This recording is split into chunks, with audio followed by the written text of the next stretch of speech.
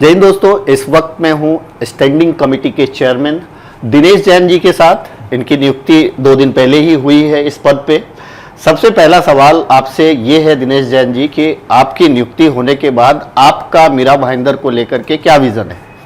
सबसे पहले तो मैं आपका धन्यवाद दूंगा कि मेरे आज नियुक्ति होने पर आप मुझे मिलने आए हैं और मेरे विचार जानने के लिए। इसके लिए सबसे पहले तो मैं आपका धन्यवाद करता हूं।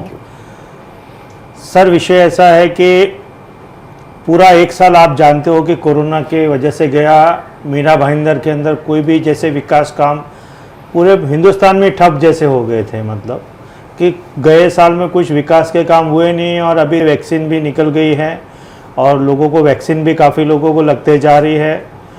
और गए टाइम के जो काम पेंडिंग हैं मीरा भाईंदर के, उसको भी मैं पूरे करने का प्रयत्न करूँगा।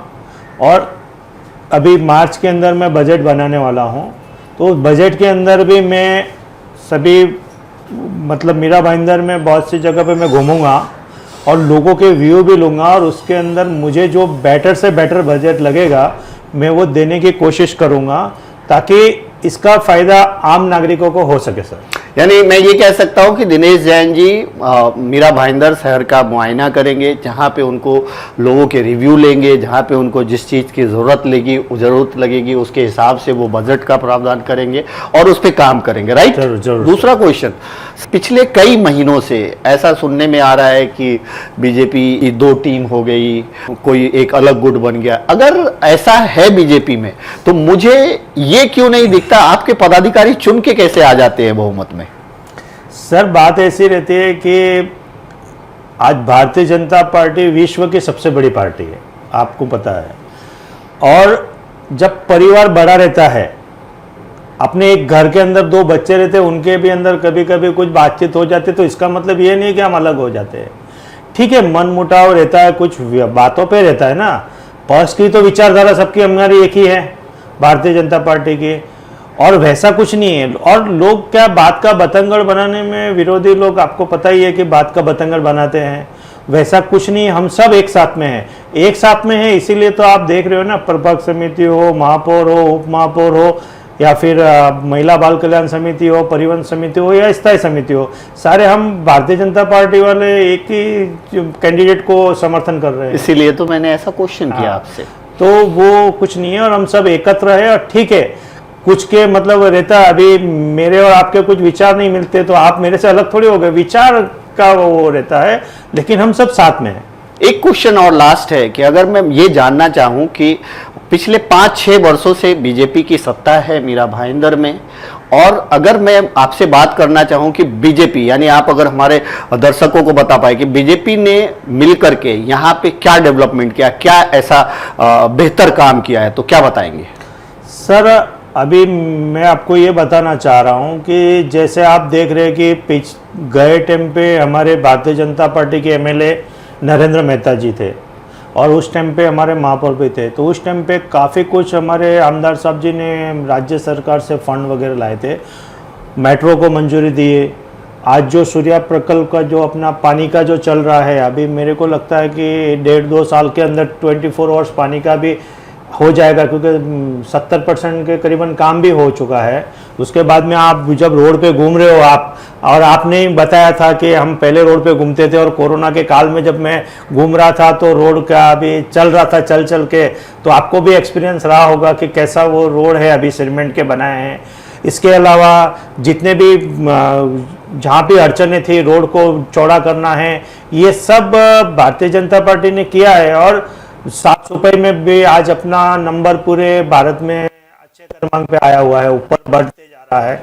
मतलब स्वच्छ सुंदर ही मीरा भाईंदर की तरफ भी अपन बढ़ रहे हैं और मैं भी उसी दिशा में पूरी कोशिश करूंगा कि उसको और आगे कैसे ले जाया जाए। चलिए, थैंक यू सो मच दोस्तों। ये बात एक सच्ची बात है कि मीरा भाईंदर में पिछले जो मीरा भाईंदर के एमएलए थे नरेंद्र मेहता जी, उनके कार्यकाल में बहुत सारे डेवलपमेंट हुए हैं और किसी भी भेदभाव के बगैर, अगर मैं आपको बताऊं कि अगर मुस्लिम की बात करूं तो हैदरी चौक पे उन्होंने कम्युनिटी हॉल बनवाया।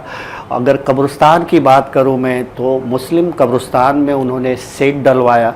और अगर रोड की बात करूं तो कमोबेश रोड, जब मैं कोरोना काल में घूमता था तो रोड पे वाकई में बहुत तकलीफ़ नज़र आती थी, लेकिन आज उन्हीं रोडों से मैं चलता हूं तो वो कंक्रीट की रोड है, यानी कि एक अच्छी व्यवस्था, शहर का जो एक ग्राफ है, शहर का जो एक डिज़ाइन है, कंक्रीट रोड की वजह से बेहतर हो रहा है, ये भी देखने को मिला।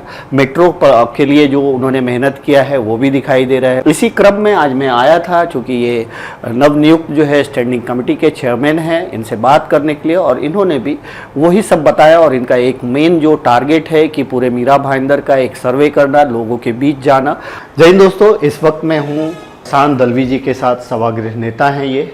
सर, मेरा एक क्वेश्चन है, पिछले कुछ महीनों से, 2-3 महीने से तो सुन ही रहा हूँ मैं कि आपकी बीजेपी 2 भाग में मीरा भाईंदर में हो गई है, ए टीम बी टीम, इस तरह के काफ़ी कुछ कंट्रोवर्शियल बयानबाजी आते हैं। लेकिन मैं जब सोच रहा था तो मैंने ये सोचा कि आखिर अगर 2 टीम बढ़ गई है तो आपके जो पदाधिकारी हैं वो बहुमत से चुन के कैसे आते हैं? इस पर क्या बोलना चाहेंगे आप?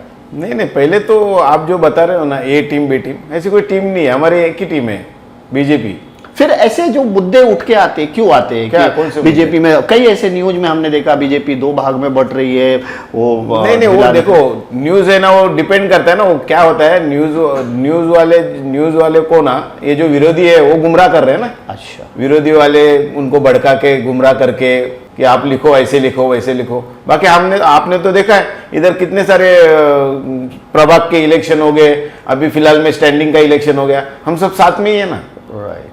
हाँ, हमारे एक सदस्य चुन के आ रहे, पूरे प्रभाग में 6 के 6 प्रभाग हमारे पास है, हमारे सभापति बैठे हुए हैं। आपने देखा कल स्टैंडिंग का भले ही 3 जन ने फॉर्म भरा था और वोटिंग एक को ही मिला, और वही 10 के 10 हमारे सदस्य ने दिनेश जैन को वोटिंग किया है। राइट।